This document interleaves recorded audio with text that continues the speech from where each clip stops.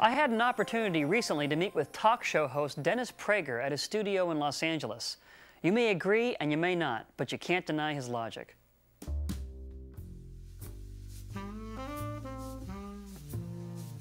The world is made better incrementally.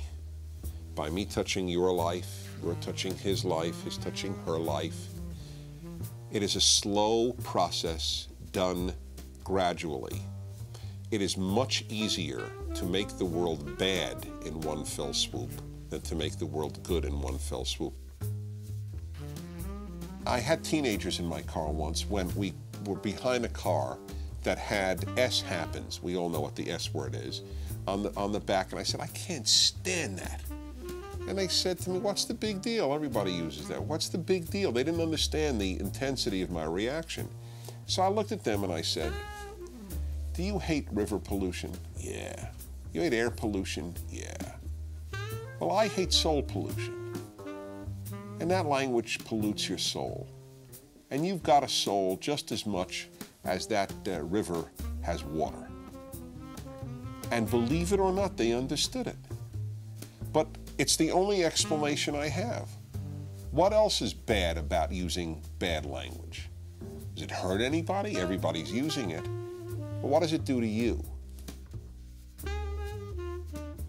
When I speak to kids about being honest and, let's say, shoplifting, they will often tell me, it's no big deal to shoplift from a big department store because it doesn't hurt them. They're so big, it's just one dress or one whatever. And I tell them that aside from the fact that that's not accurate, but even if it were accurate and they didn't feel it, an insurance covered or whatever nonsense one wants to offer, your stealing affects you. That's the issue. Much more, I agree it is much more than it affects the department store. When I am good, it affects me, and that's critical.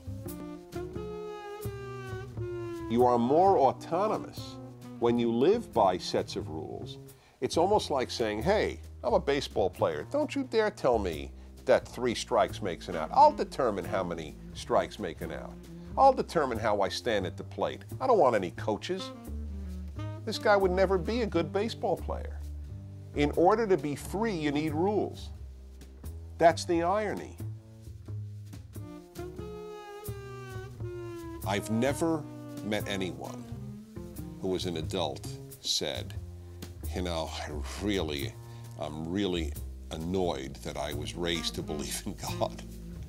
But I've met a lot of adults who've said, I wish my parents gave me something in the religious world.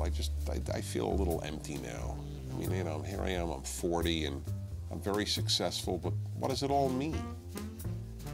And that's a gift we should give our kids.